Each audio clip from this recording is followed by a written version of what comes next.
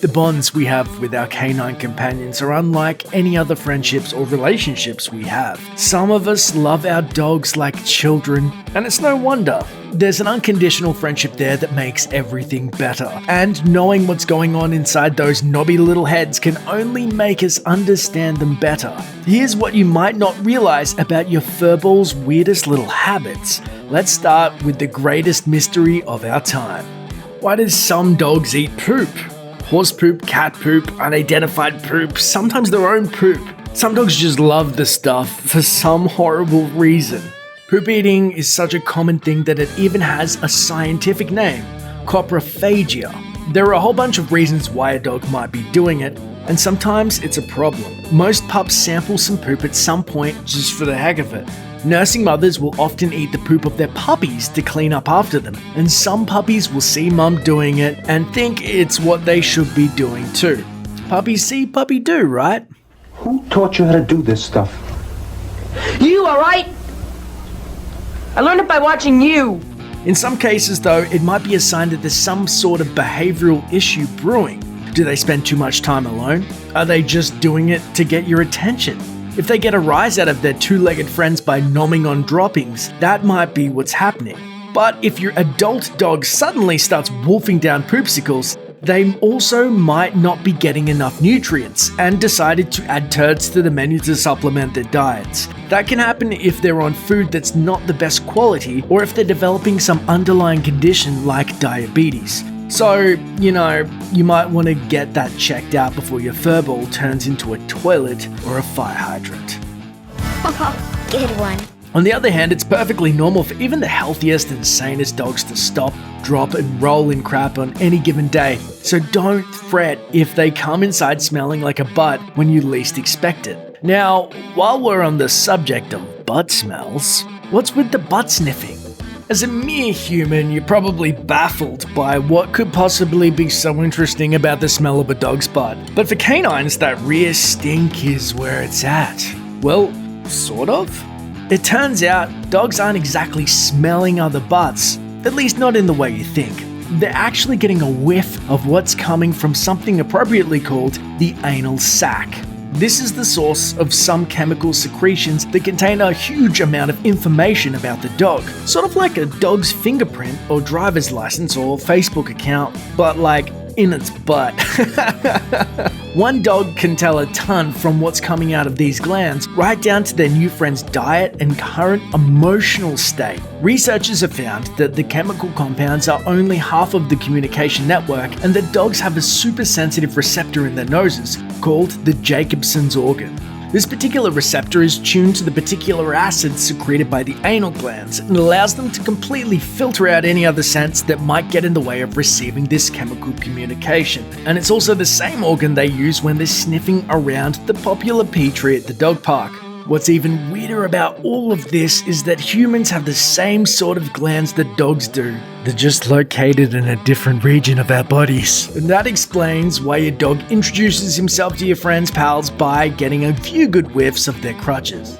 Anybody comes to visit you, the first thing that dog does is take his nose and put it right in their crotch. Woo! It may seem a little overly friendly, but it's just their way of scoping out the situation with whoever you're bringing home. He smells my dog! How many words do they understand? The short answer to the question is more than you think. The long answer is a bit complicated. Researchers have found that it depends on a lot of things, from training and a dog's intelligence to the dog's breed and how they're spoken to. Right now, the record holder for the most known words is Chaser, a border collie from South Carolina, who knows over 1,000 words. Chaser's owners spend a huge amount of time teaching her not only the different names for things, but different actions. Chaser has shown the ability to join verbs and nouns together to perform particular tasks, and she can even use the process of elimination to select toys that she hadn't been taught the name of. But don't start filling out college applications for Professor Bones a lot. Your dog's still pretty stupid by human standards. Most dogs have a vocabulary roughly equaling that of a 2-year-old. An average dog understands about 165 words and phrases. On the other hand, that's actually kind of impressive, considering only a few people can even tell the difference between an arf and a woof. What? 4 clowns? Well, their car's broken down. They're in trouble. And that dog is not talking to you. Right-pawed or left-pawed?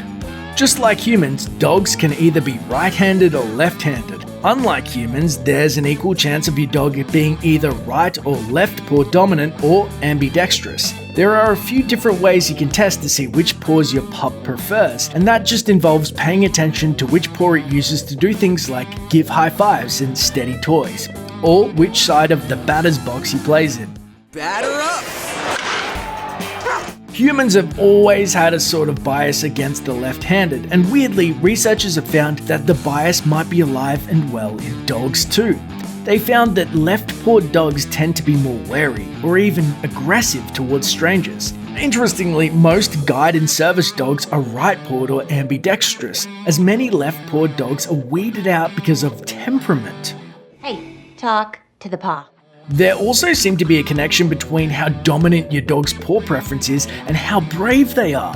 Ambidextrous doggos tended to be more anxious, while dogs with a strong preference to a dominant paw were quicker to adjust to new situations and less easily rattled.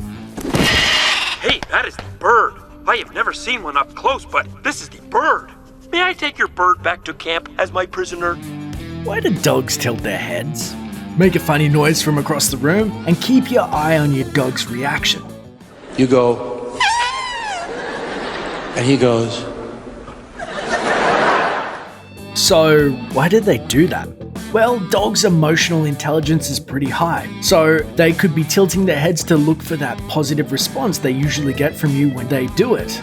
But there's probably even more to it than that. Depending on the shape of your dog's head, they may also be able to improve their ability to pinpoint the location of a noise if they adjust the position of their ears, clearing their line of sight at the same time. Now, studies have shown that dogs with longer muzzles tend to do this more often, so it's likely there's some kind of physical sensory benefit they're getting from it. Yet another theory suggests that they're just concentrating particularly hard, trying to read what you're communicating to them and seeing what words they recognize. They're looking and listening for social cues to figure how they're going to react and waiting to see if you're going to say something like, "Let's go for a walk," or "How about a treat?" "Yes, you are. Yes, yes, yes, yes." In other words, if you see a doggy tilting their head, hop to it. It's probably waiting for some love and attention.